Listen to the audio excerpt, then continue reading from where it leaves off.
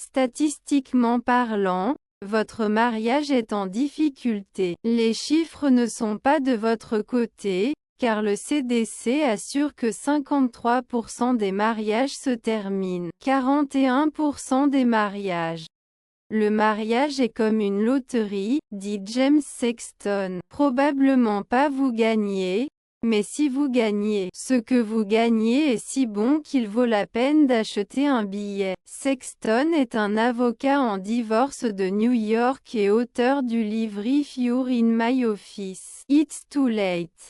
En 2 décennies de travail de Sexton, plus de 1000 couples ont divorcé. Il en est le mensonge ont le caractère de se diviser en 2 systèmes, très lentement, puis tout à la fois, dit-il.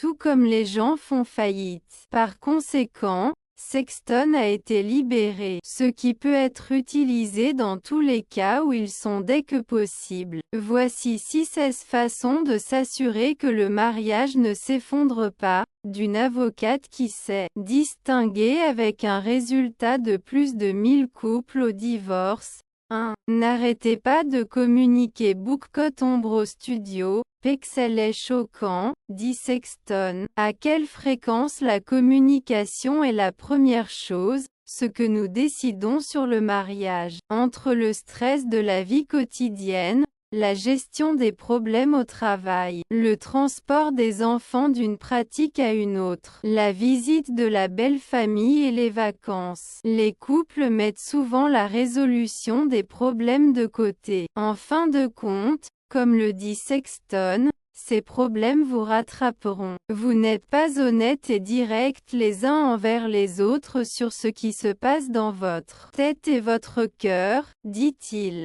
Je pense que la solution est la communication active. En fin de compte, la vérité sur votre mariage est la vérité sur comment cela fonctionne et comment cela ne fonctionne pas vient à la lumière. Je préfère que cela sorte dans une conversation entre 2 personnes avant qu'elles n'aillent trop loin que cela ne soit sorti dans la salle d'audience.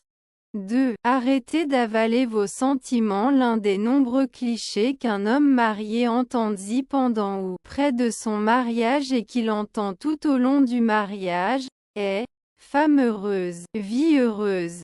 Ceci est souvent suivi de « il y a 2 mots que vous devez apprendre. Oui, bébé ».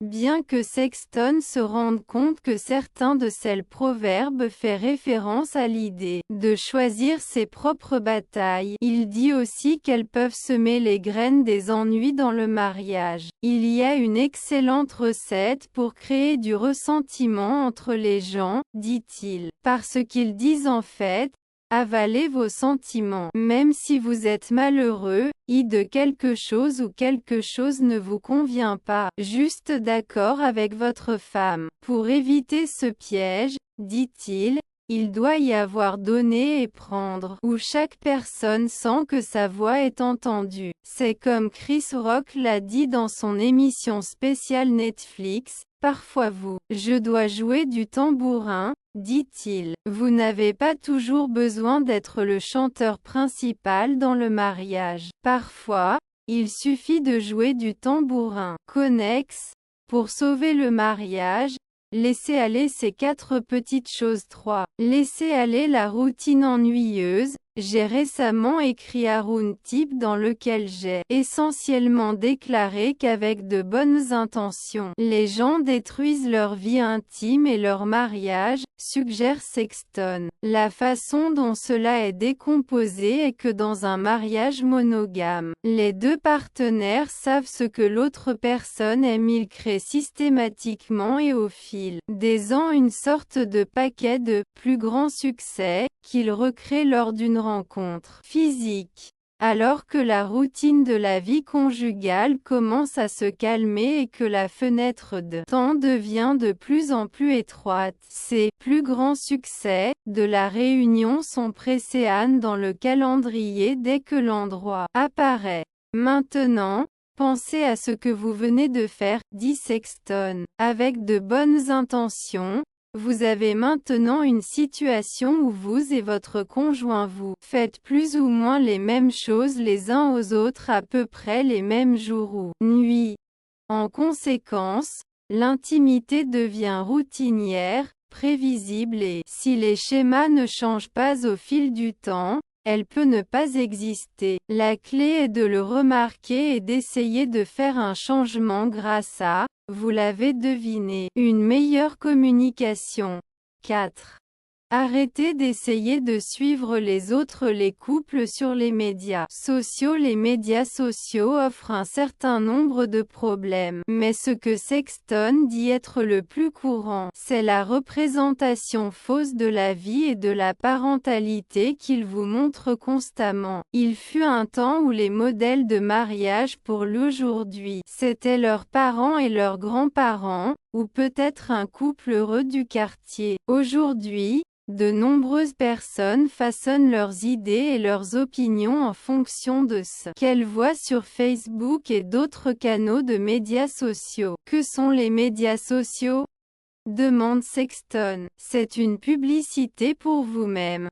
C'est une version sélectionnée de votre vie. Ainsi, tout le monde publie les meilleures photos des meilleurs moments de leur mariage. Alors, comment pouvez-vous ne pas le regarder et dire « Oh, mon mariage pue par rapport à ça ». C'est important, dit Sexton, pour Pam noter que ce que vous regardez signifie des gens qui vous permettent de ne voir que les moments et les images de leur vie et de leur mariage qu'ils veulent que vous voyiez. Selon une étude du Ox Journal, environ 90% des femmes ont déclaré qu'elles se comparent à d'autres personnes sur VooCH, plateforme sociale, tandis que 60% des hommes ont admis se comparer aux autres. Cela a conduit à une diminution de l'estime de soi et à une détérioration de la santé mentale. Histoire connexe de Yurtango. 5. N'ouvrez pas la porte aux inappropriés. Un autre aspect inquiétant des médias sociaux est qu'ils vous donnent une fenêtre à travers laquelle vous pouvez contacter les vieilles filles ou les garçons. Il y a un chapitre du livre de Sexton intitulé « Si vous vouliez inventer une machine, en générant telle infidélité, ça s'appellerait Facebook ». Il a raison, parce que j'ai tellement de clients que je représente dont les romances ont commencé sur les médias sociaux. À mon avis, Facebook est le site web de relations le plus toxique qui existe. Selon les statistiques, un tiers des couples divorcés accusent Facebook de la rupture de leur mariage. Sexton dit que le problème avec les médias sociaux en termes d'ouverture de la porte à des relations inappropriées est que la plupart des plateformes non seulement cela vous encourage à vous connecter avec les gens, mais aussi que la connexion avec eux par le biais des médias sociaux vous donne une occasion crédible de nier. Si vous venez de vous approcher de la femme du voisin et de commencer à lui parler, les gens ils vous criaient dessus et vous disaient « Et, pourquoi parlez-vous à cette femme ?» a-t-il dit. Mais si vous avez écrit sur Facebook « Oh waouh, j'ai vu que vous étiez à Aruba. Où avez-vous séjourné? Nous prévoyons un voyage là-bas. » Maintenant, vous avez un déni crédible de la raison pour laquelle vous avez parlé à cette personne. 6. Rappelez-vous pourquoi vous êtes tombé amoureux et vous vous êtes marié. Peu importe à quel point cela semble fou, il y a des gens qui viennent de se marier parce qu'ils pensaient qu'ils auraient dû le faire. Et ce n'est que maintenant, après des années, qu'ils réalisent qu'ils n'y ont pas réfléchi jusqu'à la fin. Les gens Bardezot ne répondent souvent pas à la question. Pourquoi est-ce que je me marie? Quel est le problème dont la solution est le mariage pour moi? Dit Sexton. Les gens n'y pensent pas. Tu vas juste te marier. Pourquoi? Eh bien, parce que nous sommes ensemble depuis un certain temps, et je pense que cela vaut la peine de réfléchir à la raison pour laquelle quelqu'un se marie. Parfois, Rester marié peut être aussi simple que de se rappeler pourquoi vous avez dit oui du tout.